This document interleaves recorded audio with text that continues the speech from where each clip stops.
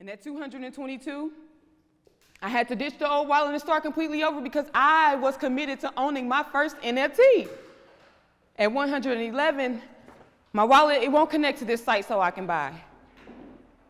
And at 66, I'm just sitting up here like, I don't have enough cryptocurrency to cover these gas fees. So at 44, I just load the wallet some more and I start completely over. At 22, the sellout is on the rise. I mean, the cheers, the excitement, and I still don't have mine. And at 11, I'm crying.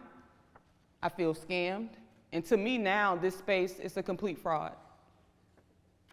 So at 3, I pick myself up and I try again. At 2, I push that buy button.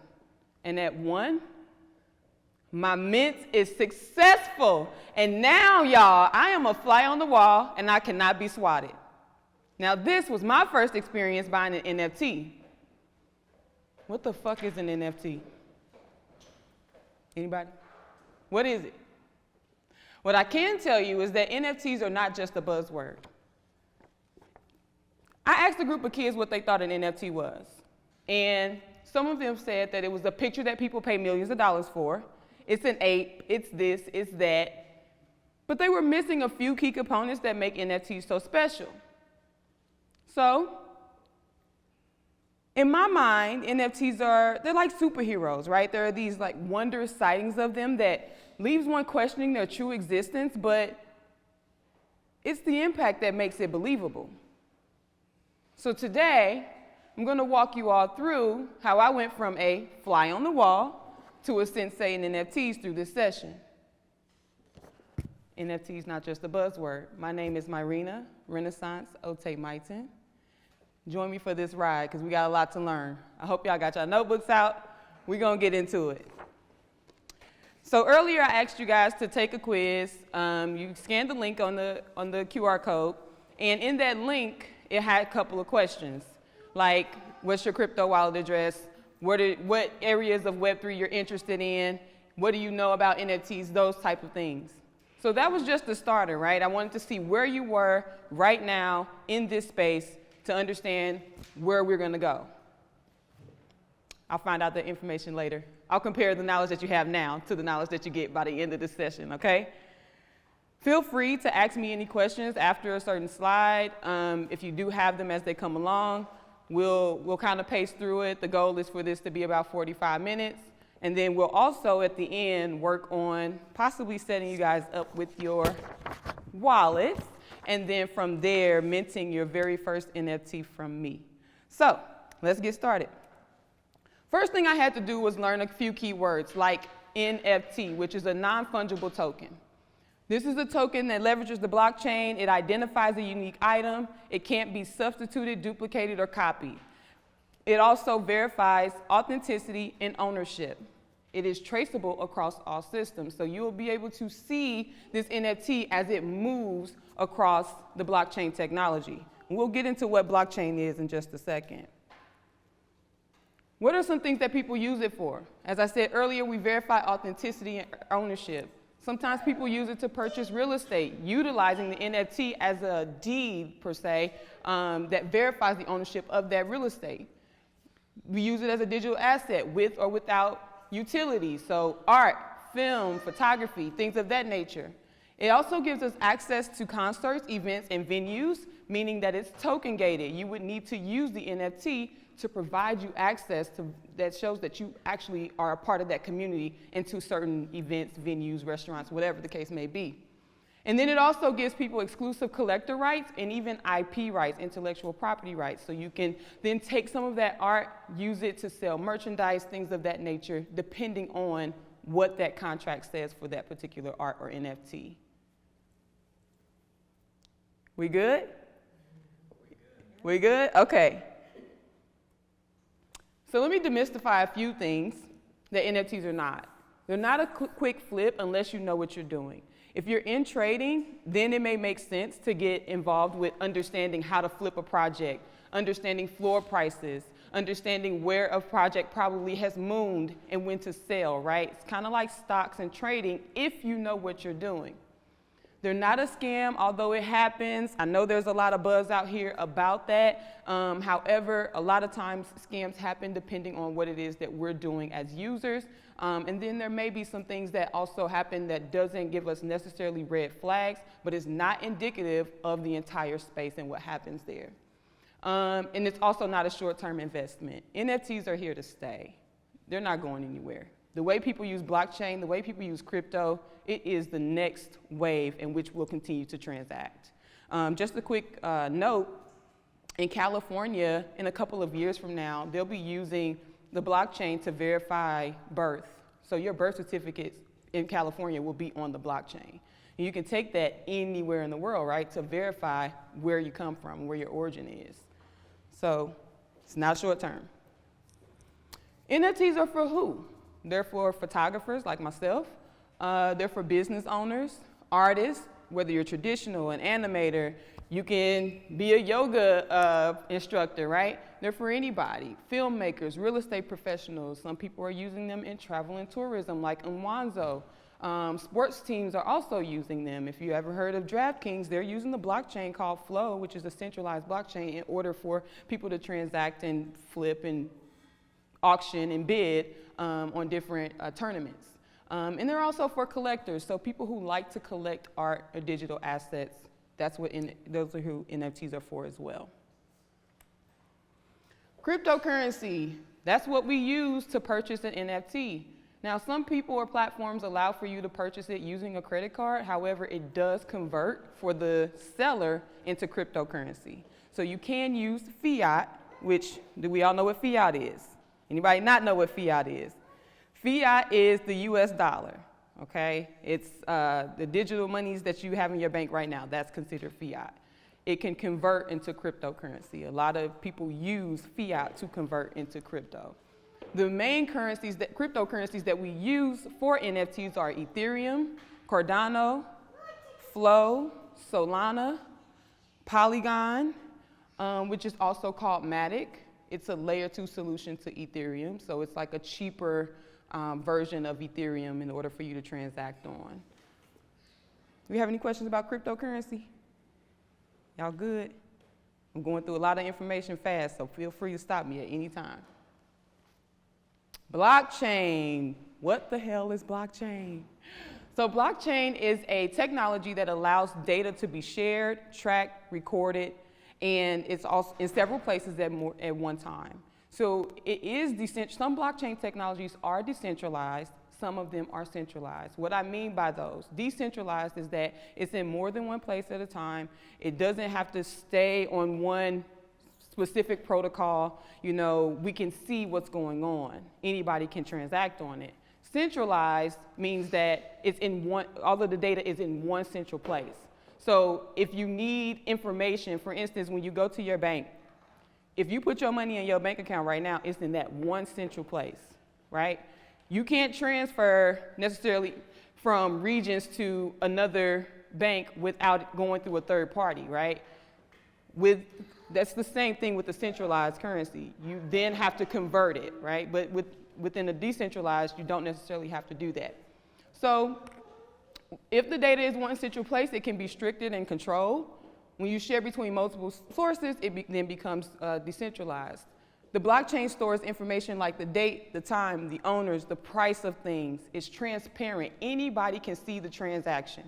Anybody, at any time. So yeah, that part. Gas fees. Y'all remember in my beginning I said I didn't have enough cryptocurrency to cover my gas fees? The easiest thing I can compare gas fees to are card processing fees. Like, there's a fee to transact on the blockchain, okay? Depending on what cryptocurrency or protocol that you're using, it may be more expensive than others. So Ethereum typically is the more expensive blockchain to transact on. Then you have Cardano, Solana, Polygon, and Matic. But it's the amount of energy that's used to process that transaction, as in buy or sell your NFTs, okay? Or even mint them onto the blockchain. And we'll get into what mint means right now. Minting is the process in which a digital asset is actually put onto the blockchain or that you can buy it off of a marketplace.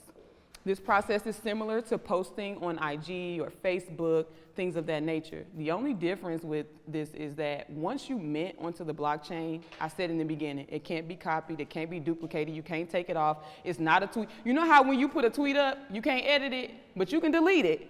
You can't do that with the blockchain. Once it's there, it's there. And we know that you did it. And we can trace it back to you because the blockchain is transparent. We good? All right.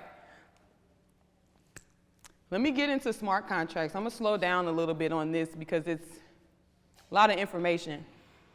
Smart contracts actually provide instructions on the blockchain to implement a certain action. It's like coding, right? So you know how, I don't know, some people write in Solidity, some people write in Java, you write a code. Then once somebody does an action with that code, it's supposed to have another action come after that, right? It's the same thing with smart contracts. It's how we provide instructions on the blockchain, okay? Typically, you'll only need to create your own smart contract when the NFT requires specific functions or is dynamic or there's certain actions associated. I'll give you an example. Right now, I am the holder of the plug NFT. That NFT dropped back in October of 2021, 888 NFTs, and he sold out in less than 24 hours, over $300,000 in less than 24 hours, right? His NFT in particular, the longer that I hold on to that NFT in my wallet, it continues to advance to different levels. So I started out as a fly on the wall, said that in the beginning, right? I started out as a fly on the wall. And I've gone through like 4 or 5 levels, and now I'm considered a sensei. And so in his community, depending on your level and where you are, you may have access to different things. I've traveled to New York, I've traveled to Chicago, I'll be in Art Basel, Miami this year. And because I hold that NFT, I have exclusive access to events and people and resources that that particular artist has made brand relationships and partnerships with. So I went to Future Gallery in Chicago back in the beginning of October. And because I hold that NFT and I was at the level that I was at, I got a chance to get into his event where Chance the Rapper was.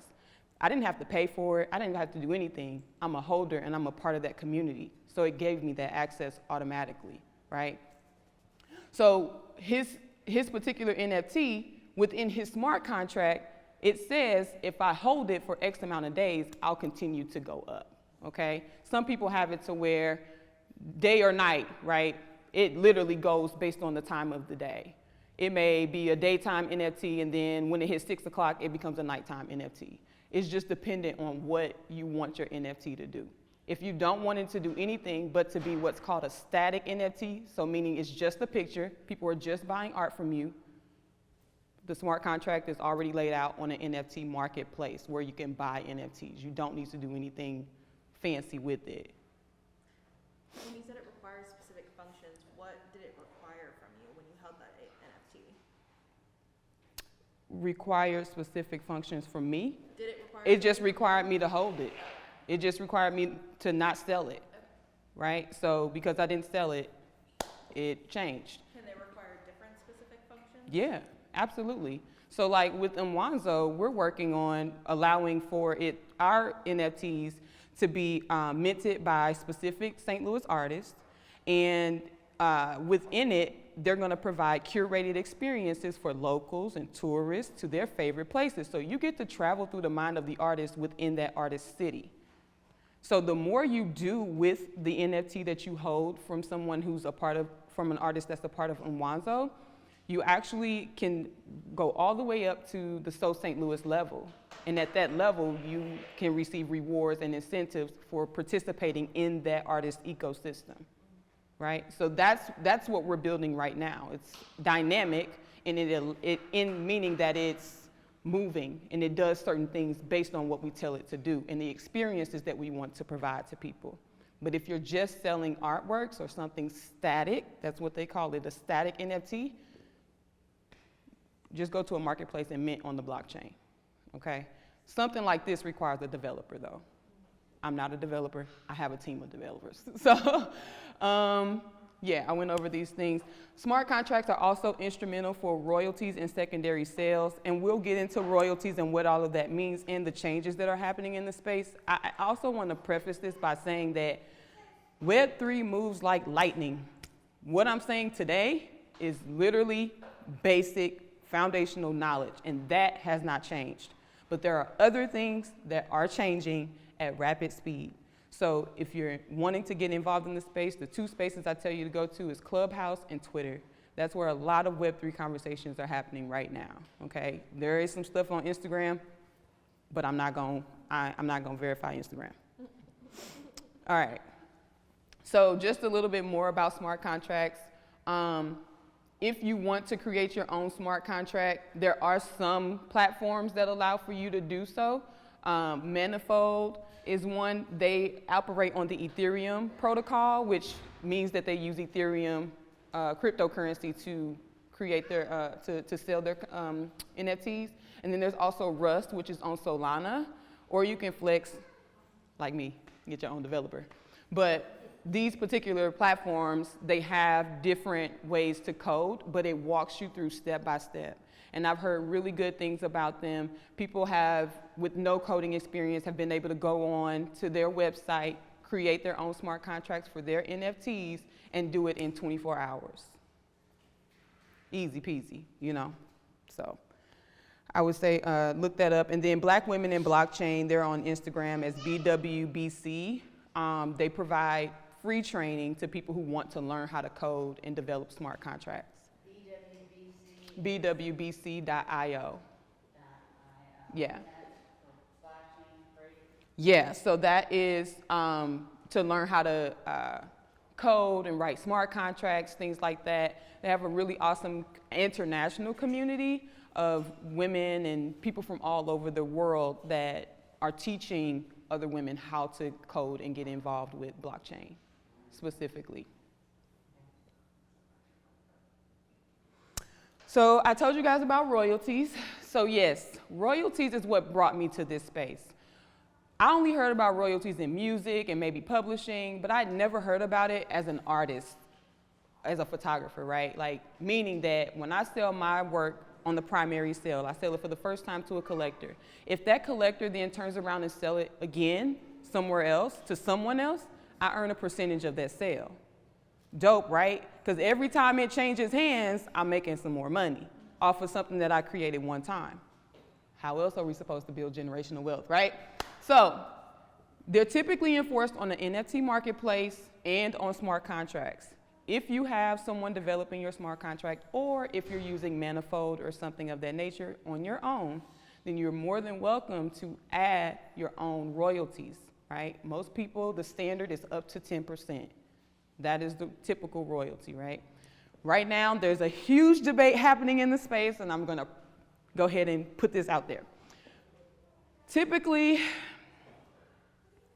collectors, some, are collecting for the artist, right? They want to be a part of the community, they support the artworks. In other cases, some people are investors or really into trading. So they're thinking more about their bottom line. If I go and I sell this, I already got to pay those gas fees, right, to transact.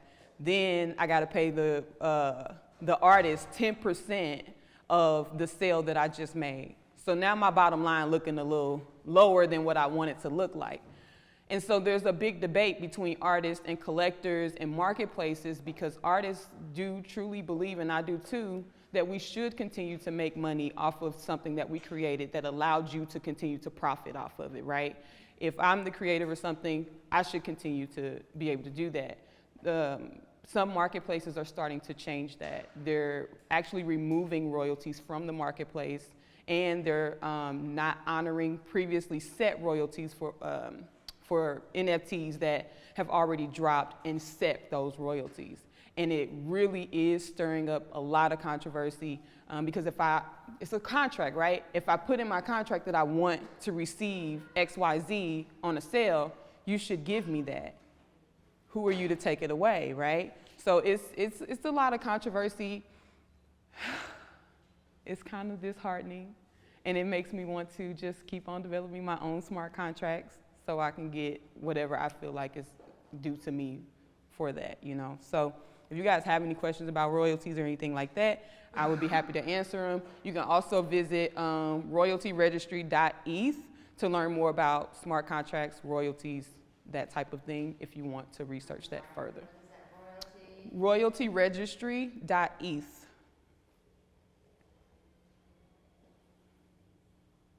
Any questions? Y'all good? I know it's a lot, but good. I'm happy to hear that. Okay. So the different type of marketplaces that you can actually mint your NFT on, which we call that lazy minting because it's already a smart contract that's done. Don't mean you lazy, you just putting it up. I do it all the time, whatever. You can buy from different marketplaces like OpenSea is probably one of the biggest ones that's out here. Nifty Gateway, Foundation, Known Origin, and so on. Depending on the marketplace is really dependent on what you're wanting to get into, right? So for instance, Foundation is more so geared towards photographers, and OpenSea, you may see more animators on there. This organization called Waconomy out of California just dropped their marketplace to host NFTs for services, right? So now you can mint an NFT to receive a service on their marketplace. So it just depends on what you want to do. Mint Songs is for artists and musicians. So is Zora, right? I'll give you a quick example. Her name is Latasha. Huge in the space. She dropped her music video NFTs. Her first one went for $11,000. Her second one went for $30,000. A third one went for $40,000, and then her fourth one went for $20,000. That's just one music video that's like a minute long. Bomb, right? That's dope. I sat in those Twitter space rooms and listened to people like cheer up those bids, and it was going up and up and up. And she would be like, y'all, we at 11,000, we at 12,000, we hit 15. People are bidding that kind of money on a freaking music video. I just couldn't believe it. I couldn't believe it.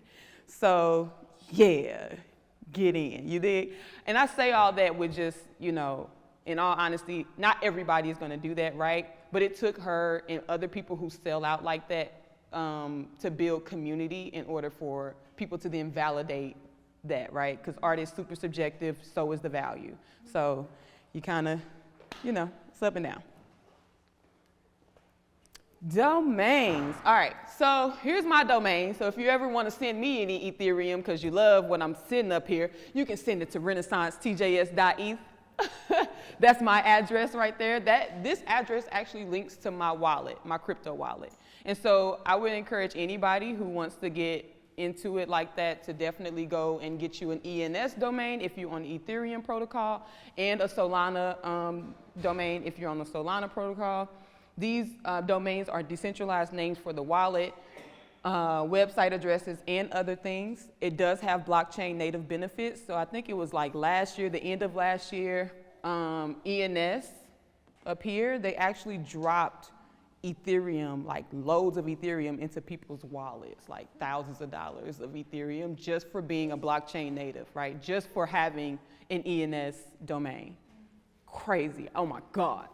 I had just got mine right after that, and then they released it. I was like, oh my God. But it's cool. You can also stake and own on an ENS domain, meaning that you can stake your ETH for proof of revenues and stuff like that for the protocols as they continue to grow out what they're doing. A person that I suggest following on Clubhouse, his name is Stefan Start Stuff. He's actually really great about teaching you about domains, what type of domains you probably can sell, things to pay attention to when you are creating these domains, because people are buying the ENS and Solana domains, right? So if you're into that type of thing, I would definitely encourage you to follow him on Clubhouse. Is that similar to like people buying website domains? Right. Yeah. Yep, very similar. But because it's a new space, right, not every domain is bought out like that yet, right? You may find all the .coms probably already, you know, bought out of .orgs, whatever, but this is new, so there's some stuff to be said. Like I think somebody regular just bought like Nike, and they bought a couple of other brand name domains, and then they had to, like those brands had to buy it from the person who purchased the domain. Definitely. Hello? Yeah. Okay, I don't know what Elon doing, but We ain't gonna get into all that. Is there more security on one of the domains than there are on the other, as far as being able to be hacked? Can you ask your question again? As far as internet security Mm-hmm. and being hacked, is there more security on On one versus the other? or the other? We haven't heard of anything like that. They're really working towards building out those security foundations and just making sure that people are safe. But this space is the wild, wild west. Okay, so there is a lot. Yeah, there is a lot that's happening. Mm-hmm. Just for being hacked, you know? Yeah. Everybody is like, hacks everybody before I think sometimes. Yeah. It's sad. Yeah, there is a lot to be said, right? But as they continue to build it out, just know in this phase we're in early adoption, meaning that we're guinea pigs, right? Like no different than analog to digital. There had to be people out here bumping their head to learn a little bit. That's where we are right now. So nobody's safe. It is the Wild Wild West. But the purpose of getting educated is so that you can protect yourself, right? Like, be as educated and knowledgeable as you possibly can before you start doing stuff in this space. All right, let's get into these wallets, Miss Alyssa. So we have two types of wallets. There is another one in there, but I'm not going to cover that today. We have hot wallets and we have cold wallets. Val, do you mind giving me my bag over there so I can show people what the cold wallet look like? The hot wallets, as you guys will see on the handout that I gave you for MetaMask, that is a particular hot wallet. They're also considered transactional wallets. And so we use them to mint our NFTs on the blockchain, and we can put the NFTs into the wallet. Now, this is transactional, okay? And by that I mean only buy your NFT. Do not hold your NFT in a hot wallet. It stays online. So when you think about attacks and scams and stuff like that, if your digital assets are on what's called a cold wallet, you're less likely to experience that type of, activity. But hot wallets are always connected to the internet.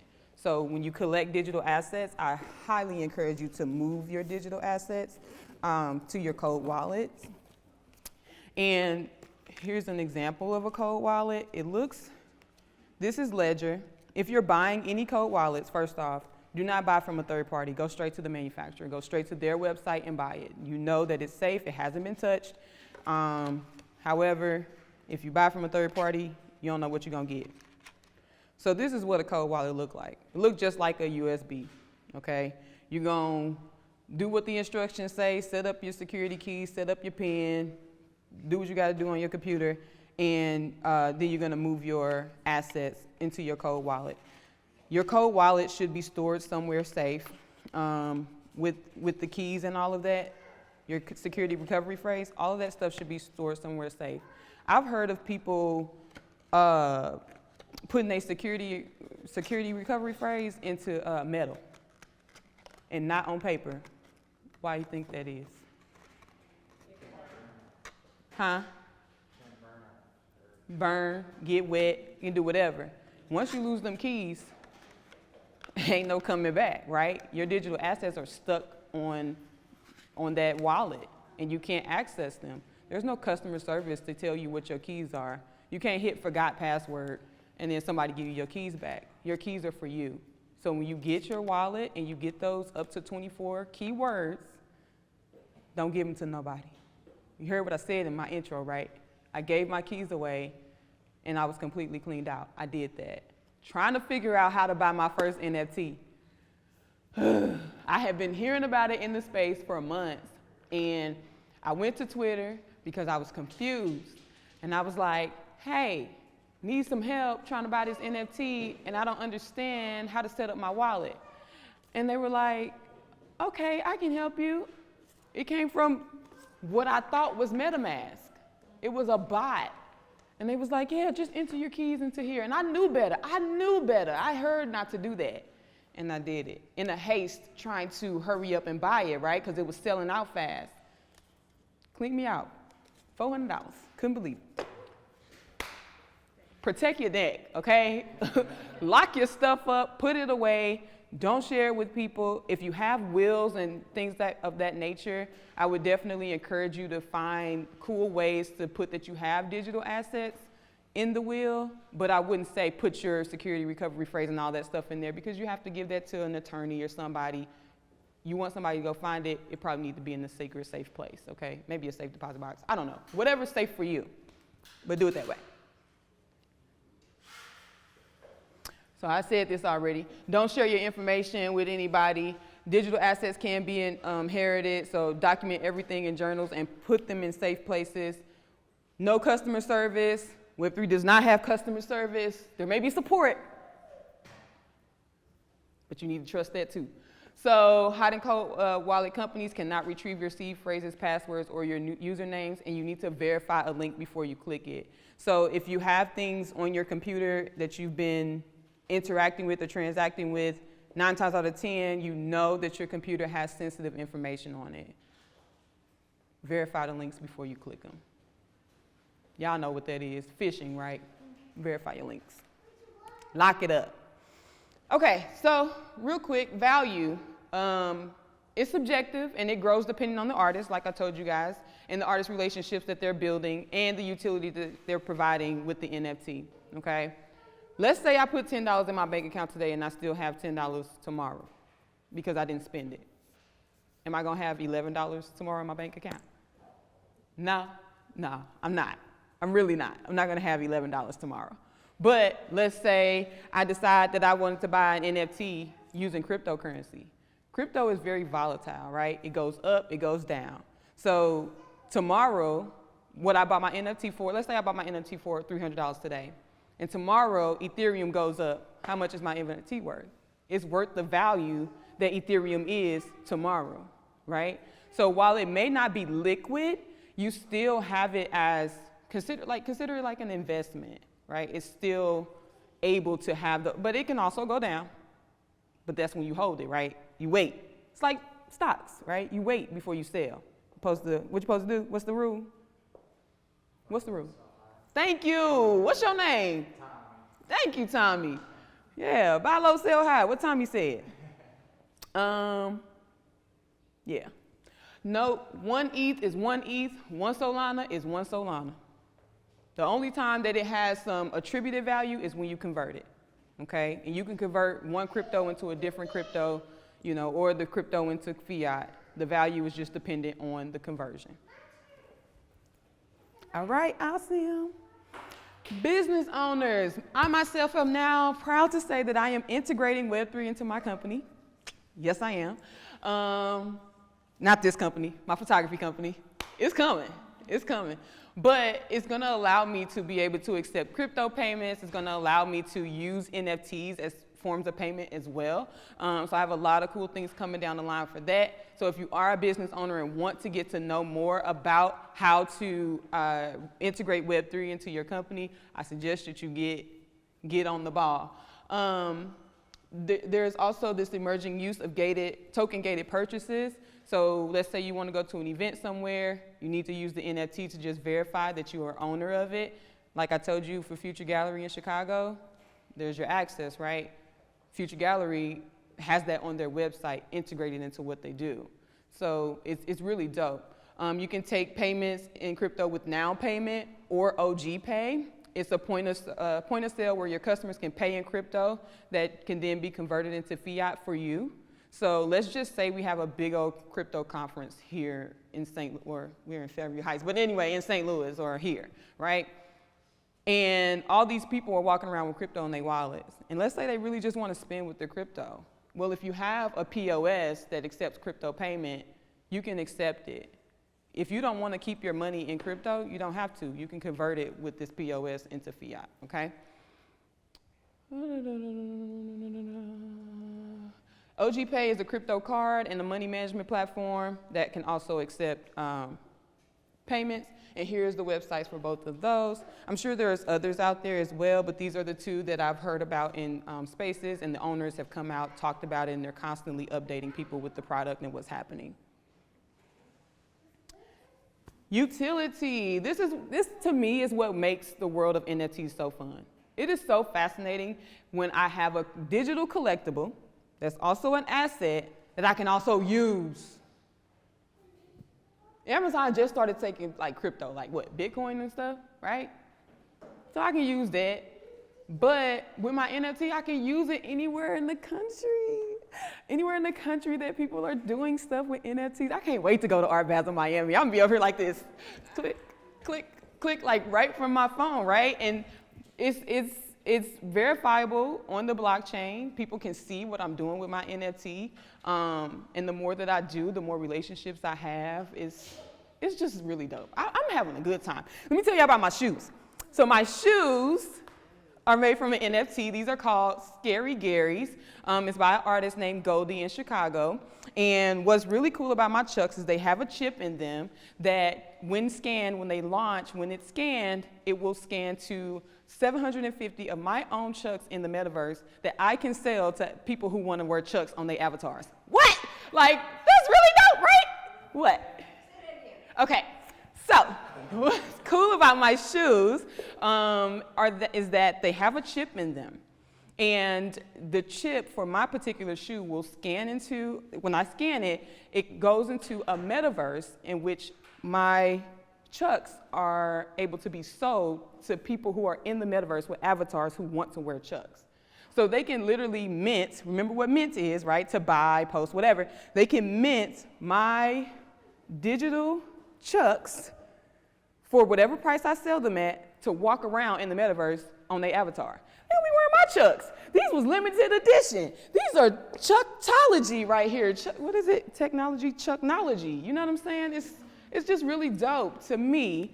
I'm enjoying having fun with it, right? I mean, there are people who do more business with it, but I like it for the fun. And I think the artists, too, are just really dope. The Chicago Bulls just did a drop with 25 artists, NFTs that went on bid and auction. And some of those artists sold just their digital artworks for like $2,000, $3,000, $10,000. Like, and then they put the art up in the stadium. Like, what? It's just so cool. You can also get more, blah, blah, blah, blah, blah. The token can provide emission. Who? Goldie, the name of his NFT is called Scary Garys. He actually just came out with a toy, like a squish toy that's also going out in the toy stores.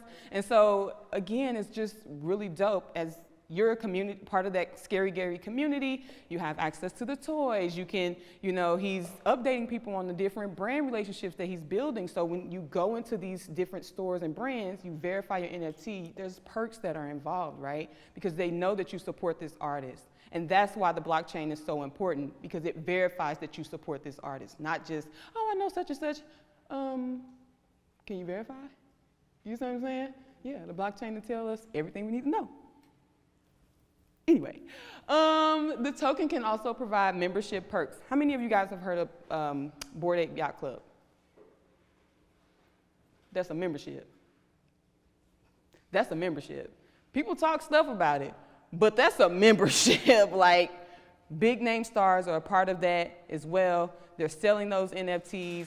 The artists are getting royalties off of major, major sales, right? Like, I don't know, how much was one of them, like, couple $100,000 people have been buying them for? Yeah, I think they crossed, some of them for over, maybe not today, but. No, at one point they did. But the artist of that, right, or the creator of that particular one earned 10% off of that sale. And if they sell it again, they're going to earn 10% again, right? I think Beeple built, in that initial one that he sold for $69.99, I think he built in like 25% royalties. And I'm sure it's because he's on his own smart contract, right? Yeah, like all the time. You can bake that into your profit. You can bake that into your revenue stream, especially if you want to run like a company or make it into a business. You can bake that into your revenue model, the royalties, which is why it's so important. Repeat that website again? Spell Which it. one? The one the artists are actually selling on, they're making a lot of money. So that was, that's not their website. That's the name of the collection. It's called the Bored Ape Yacht Club. Yeah, they dropped the beginning of last year. I want to say like February of 21 or January or something like that. But some people actually got them for free. The guy that created the plug NFT that I'm a part of, he owns one. He just dropped one for free. He was like, hey, yeah. They were giving away for free in Clubhouse. And then it went up. People went to the moon on them NFTs. Some people are still holding them. All right, so my biggest suggestion, I tell everybody, know who you are. Do not become an NFT anything. I am a photographer. I am an artist. I'm a musician. Whatever that is that you are, that's what you were before you came in here. Figure out what it is that you want to do and continue to do, and then use it to enhance the space. You see what I'm saying? You may see people on there talking about, I'm an NFT artist. No, you weren't. You were an artist before you were NFTs, right? You just art in NFTs. I just educate in NFTs. Even though it say NFT educator, it's easier. I don't know. But I'm an educator in NFTs, okay? But can you become more like one thing in an NFT because you're an educator and you're a photographer? Yeah. Both. Okay. Yeah. Great. Of course. I mean, that's what real life do. You know, you wear many hats. And I'm gonna leave you guys with 3 C's. Community. Build and be intentional. You will find your tribe, but be sure to expand your tribe. Like as you learn, as you're doing things, find other people who are also interested in the space. That is a part of your community. They will continue to validate you. You see what I'm saying? Like I told you earlier, these people weren't selling out like they were without community. They had to have people who believed in them already. You can be in Web 2. This is what they call Web 2, Instagram, Facebook, Twitter. That's Web 2. You can be in Web 2, be amazingly successful, and then decide, oh, I'm going to sell an NFT and fall flat. Chris Brown did. Collaborate. So serious. It don't matter what you're doing over there if you're not building community over here. You see what I'm saying? Collaborate, work with other people. Not everything is transactional, right? So sometimes you're gonna work with people and you're going to do a great job in projects. I've worked on several projects. Wasn't no money involved. I just wanted to be a part. I just wanted to learn. I just wanted to do, right? And this is why I know what I know, because I've been putting my fingers to the keyboard and stuff. And then collectiveness. WAGME is a term that we use in the NFT space. We all gonna make it. Some people not saying that that's not true no more, but I do believe that we all gonna make it, okay? If you're in this space and you really want to early adopt, I do think that there is room for anybody at this point. It's still open. Is it still considered early adoption if you join? Yes, it is. It is considered early adoption for sure. It's not at mass adoption phase at all yet. Many communities or brands are getting into it and doing more things, but it's still early adoption because people like yourselves or people that you know, you probably gonna walk around and say NFT, they'll be like, what's that? And probably if you put 10 people in a row and they all your friends and you ask them, what's an NFT? What's an NFT? What's an NFT? How many people you think gonna say what an NFT is? You said 0, right? Your whole community don't even know what NFTs is, right? So it's still early. It really is. Do y'all have any questions for me? What's up? I'm here for one night only. What's your questions? Talk to me. Thoughts, like, I know I gave y'all super amounts of information and it is new. I think that the worst fear is to actually miss out, you know what I mean, and not be a builder. I'm not interested in necessarily being a consumer all my life. Like, I really want to build something that other people can benefit from or enjoy using and things of that nature. So that's kind of where I'm at. Who all got a wallet in here? Okay, what kind of wallets y'all got? Ooh, well, go ahead and scan that. What kind of wallet you got? Just a crypto wallet? What's just a crypto? What's that? Oh, Bitcoin. That's a cryptocurrency, but what's the wallet? Where you hold it? Coinbase, okay. Somebody else? You have Coinbase wallet? Chris, what's your wallet? I don't know, my friend said everything. I got a bunch of stuff in exchanges, but my friend actually set it all. Oh, yeah? Okay. That was super early. Yeah? Okay. So, if you guys scan this will actually take you to the Mwanzo NFT, which is your commemorative NFT for attending one of my NFTs, Not Just a Buzzword event. We're going to definitely do something later on with that NFT, so I definitely suggest you collect it. But I do want to show you guys really quickly how to go into your wallets. So I'm going to open one of my burner wallets, you know what I'm saying? I can't be out here, you know, too much juice, getting in all the trouble, you know. Talk to me.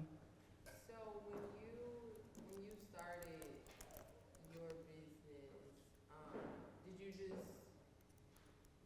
you use your own money? Did you find investors? Like, how did you get? Because this, I know it's not started within like making your own NFT and all that. I know it's not cheap. So Girl, it's did you far just from take cheap. all you have and put into it, or did you like how did you even? You talking about for Mwanzo? Yeah. Mwanzo has been costing me my own money, right? And I think that is, for any like startup or anything like that, you're probably gonna be doing that. What's really cool is that I was able to form bring in the Regional Arts Commission into it on the artist piece. So we could help artists be onboarded into NFTs and choose the artists who will be on the different modes of transportation and the hotel rooms and things like that for their NFTs to be collected and provide those curated experiences. I've also partnered with the CIC where they're providing space for me to work and build on my startup. So those things are like more so resourceful things that I'm building on right now. So yeah, this costing me my own money. I take from TJS Photography to put into Mwanzo right now. Yeah. So if someone just like me, hypothetically, like say I'm interested in being within Web3, and of course you have to have the knowledge and all of that to get into it, but if you have a business in real life and it's also a startup, do you suggest like focusing on that and building that money to then go over into Web3, or is it really possible to do both at once? Your journey is super like dependent on you.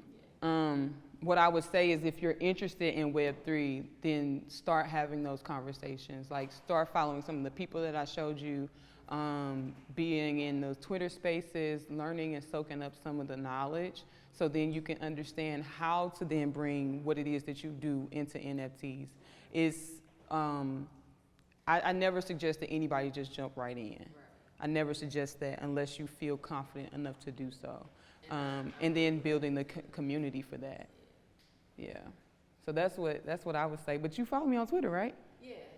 Follow me into my Twitter spaces. Of course, yes. And then that way, you know what I'm saying, we can kick it like balls. All right. What's up? Oh, you good. I was wondering how can somebody use NFTs to do things like fundraising? So maybe Yeah, that's a really good question. So a lot of projects have done that, where they have maybe sold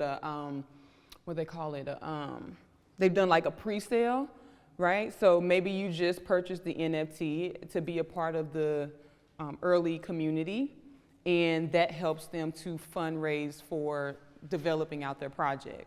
We're currently in the fundraising phase right now, right? So for instance, right now, when you guys mint this NFT, it's $25, but that helps to fund Mwanzo. That helps to fund, the artists that we're bringing and onboarding into the space.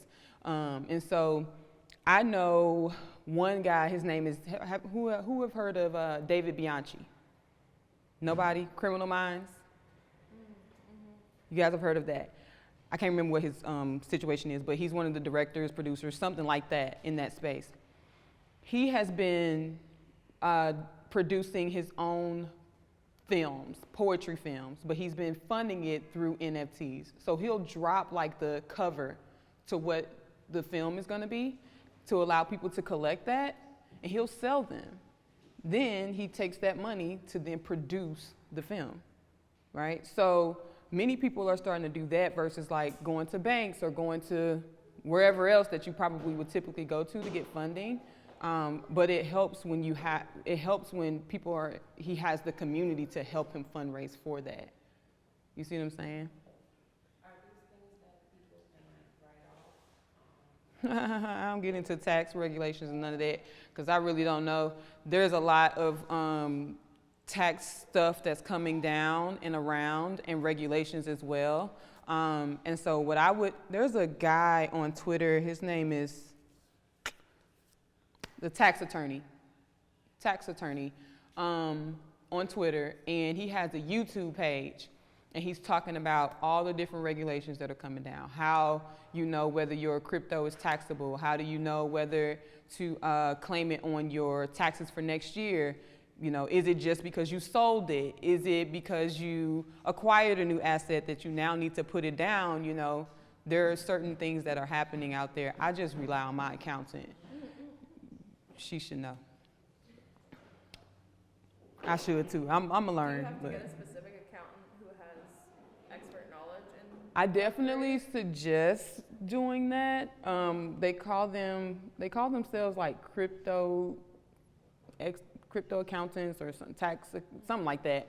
But I definitely suggest that. But one thing my accountant is doing is she's starting to get I'm her first client who's delving into NFTs. So she's starting to like learn the knowledge because I'm sending her references like, here's what I'm learning right now. I need you to read up on it, figure it out, see how it applies to me, right? So when you're in these spaces and you may not know somebody, you know, and you want to get involved, but you have, you know, professional services that are around you that probably need to know certain things so you are protected, it's good to just give them the information because they have to learn just like we do, right? You're not walking across no experts around here. I do not claim to be an expert. I do not have a tech background. I'm a former teen mom, artist, storyteller, creative, and a photographer. So I'm just learning just like y'all are. Any more questions? I'm gonna show y'all my wallet. Soon I figure out how to cast. That's a good, what you were talking about is a really good highlight to your question about if we're still early too. You know, like, I think one of the interesting things about blockchain is it's kind of designing a new framework. So by being on the, like that, you're your tax attorney's first client. I've spoken with like attorneys in the blockchain space as well who are working with their first clients. So like going to events and stuff where you meet those service providers kind of gives you front end knowledge in terms of framework of how the game might change. Yep. On a macro level. Yep.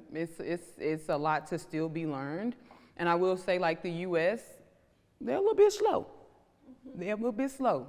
Because like places like the U.K. and I can't remember the other place, but they've already been doing this stuff. They've already been, in places like in certain parts of Africa, they've already been using crypto, right? So they have certain things or regulations that are already in place. And so the U.S. typically goes and mirrors what somebody else is doing that they want to be alike, and then they start to implement it, you know, over here. That's basically what happened. So this is a MetaMask wallet. This is my, you understand what I'm saying? Okay, so this is a MetaMask wallet. This is one of my wallets, but I'll just kind of give you guys the anatomy. Right here is where typically your ENS domain would show up. MetaMask is specifically for Ethereum. It is on the Ethereum protocol. So you're not gonna buy Solana and put it into MetaMask. You may do that on a Phantom wallet. Okay, so this here tells me how much Ethereum I have. It also gives me the conversion amount in USD so that I know, okay? I'm gonna keep it a buck with you guys. I do not claim to know what 0.0, I claim to know not what this is if it's just by itself. I have to go and put it in an exchange or something like that. Here you can buy, send, and swap. So buy meaning I can buy some cryptocurrency with my credit card from a different vendor who will then input my crypto into my wallet. Send meaning I can send some crypto somewhere, I can send an NFT somewhere to a different wallet address. Here's your wallet address right here. You see this is a real long number, it's very, very long. but this is your wallet address. If you ever buying, sending, receiving, whatever, you're going to use that wallet address to interact within your wallet, okay? Don't deer in head like me, okay? If you got questions, ask them. You're good, okay. Here are all of my transactions. So right up under activity, these are the transactions in which I've been doing in my wallet. You guys can see I've been sending and receiving within here to my devs. My devs don't accept nothing but crypto for the work that they do. I cannot pay them in fiat. That's how they bill me. But they do have to send me an invoice that says that. What's that? Is your wallet address like a sensitive number or everybody sees it? Everybody sees it. That's how we track what's going on the blockchain. So it's not, no, it's not nothing there. No.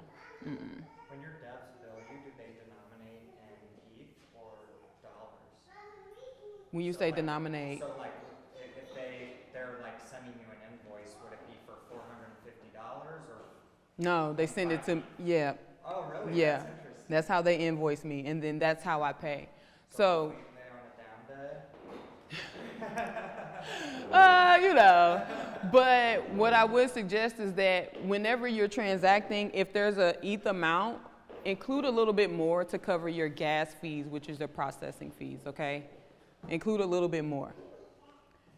Right here shows all the assets. So if I had other cryptos in here, it'll show that. I'm gonna click over here to my portfolio site. I don't think on this wallet I have any NFTs, but you can not see anything right there because that didn't work. Let me try again. How many wallets do you have? So I am a person that diversify my wallets because, people get tracked. Like I don't want everything, you know what I'm saying? Some things just my business. So when I talked about wallets, I do think it's important that you do diversify and have more than one. I'll just give you a quick, simple situation. One transactional, one storage, one transfer. Transactional meaning I'm gonna buy, sell NFTs up in here, and that's all I'm gonna do.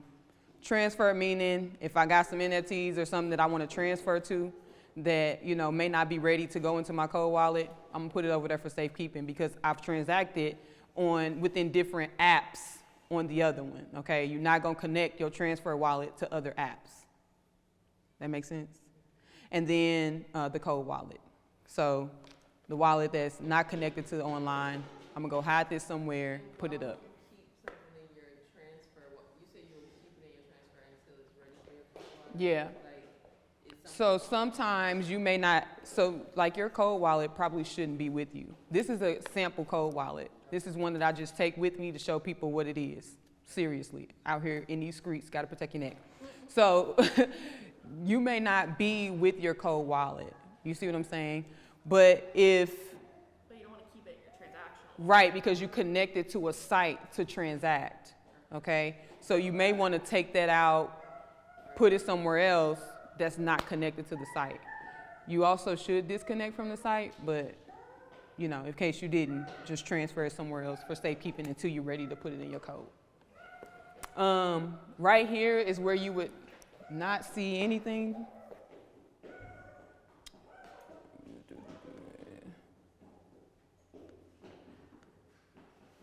So this is where I click that portfolio dApp, and this is where you would see your NFTs. So if you had different NFTs, it'll be here. If you have something called airdrop NFTs, if you don't know where that NFT come from, if you ain't buy it, don't click it. Because remember, your wallet address is not private. So people airdrop stuff all the time. It's another way of phishing, okay? So don't click it. If you don't know where it came from, don't be clicking it. Don't even interact with it, okay? You may have the price, the balance. You can also do a watch list, which is very similar to what you see on different exchanges and investment sites or apps and stuff, where you can watch different projects as they go up, as they go down the floor. You can track certain things. And then, of course, you have your settings where you can integrate your ENS domain and set up, stuff that's specific to you. Right there looks just like a gas tank, don't it? That's gas. So this here, it tells you what the fees are right now. These fees change like that. Gas fees go up and down depending on how much action is happening on the blockchain. So if somebody do a really big drop and a lot of people are trying to buy, them gas fees gonna be high. Better expect that. But if it's like nighttime or something like that, it may not be, you know, too much going on. It may cost you $1. I've seen gas fees as high as $1,000 just to buy like $500 or $200 NFTs, just because the blockchain is so jammed with transactions. It's a limited resource of how many people can actually verify the transactions. That's correct. Pay to incentivize the verifiers to actually verify it, so it's a basic supply and demand, unlimited availability of verifiers to how many transactions are trying to be verified. That part. That's why, you know, Ethereum gas fees went through the roof when it was spiking, and it was a huge problem before they launched, E2. Ethereum 2, Mm-hmm. was moving proof of stake instead of proof of work, because you just had all these people trying to buy it at that point, and it became unusable for like regular transactions, which is the advantage that Ethereum has over Bitcoin. Bitcoin's kind of like gold. Ethereum is kind of like an actual currency that you can use and trade. Yep. It's interesting to see how it's shifting. With Ethereum shift to proof of stake, you now have like 99% of the energy consumption cut out of it, so it's actually It's very super low. Yeah. Yeah. Bitcoin is producing more emissions than like some small countries. Mm-hmm. With how much it takes to actually just like run the like Computer. have the computer run the like calculation that verifies it did the work. Yep.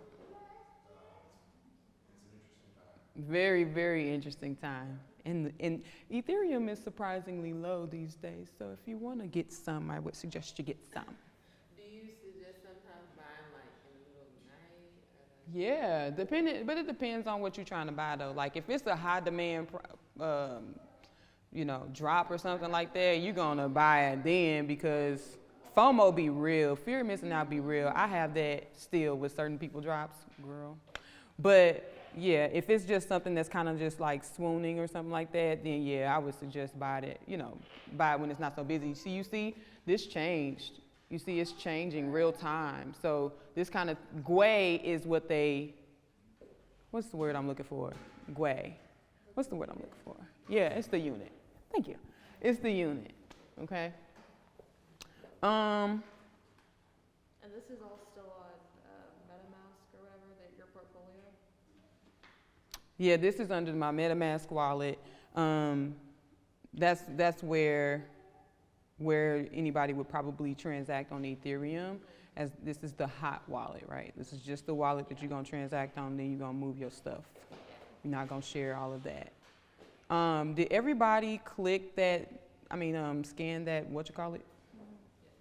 that I sent y'all? Okay, gave y'all instructions.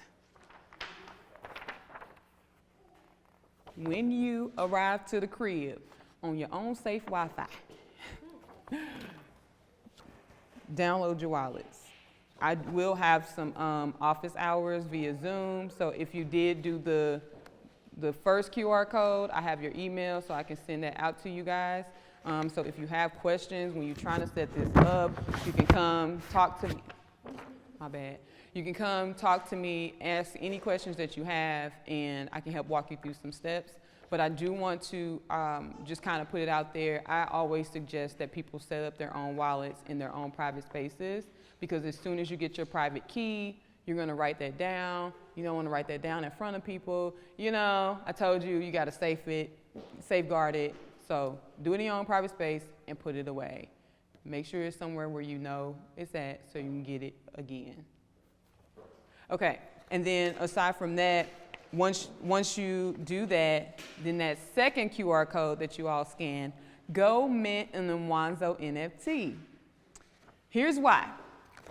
Next year, beginning of next year, spring sometime, we will be having an event under Mwanzo, which will be a simulation of how to use your NFTs in the real world before we launch it into the transportation. So we'll have really dope activations, AI, AR, the metaverse, different workshops in case you're interested in certain subjects.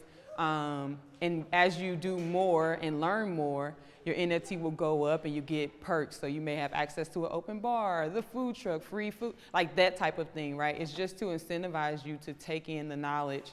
But if you hold an Mwanzo NFT, you'll actually have access to those pre-sales and the lottery system for reward before we release it to the public. That tells me that you've been supporting this community prior to when it launched, when everybody else decided they wanted to catch on. You feel me? All right. So do that part. And then the second page is really just some like lingo that we use in the space. So if you decide to go to Twitter, if you decide to get on Clubhouse, we're using acronyms over there. So I'm just trying to help you out. Build your vocabulary so you can at least understand some of the stuff that, you know, we're talking about. And I actually think that's all. Do y'all have any questions for me? Y'all good? Okay. Before I let y'all go, one more thing. My bad, Chris, real quick. I just really want to see how good y'all say y'all are. Like, I do this to my scholars, right? And they'll be like, yeah, I don't have any questions, Madam Myton. I teach French at Sovereign University to scholars between the ages of 5 and 14. And it's a joy, really it is. But the way they be set up, though, I know they be lying to me. I know they be lying to me. Here is also my contact information. I'm going to share this up here in case anybody has any questions or wants to get in contact with me. This is how you can reach me.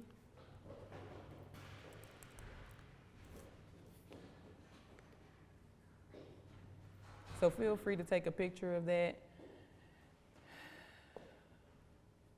Don't know what's going on with the Wi-Fi, so I quit. But yeah, that's it.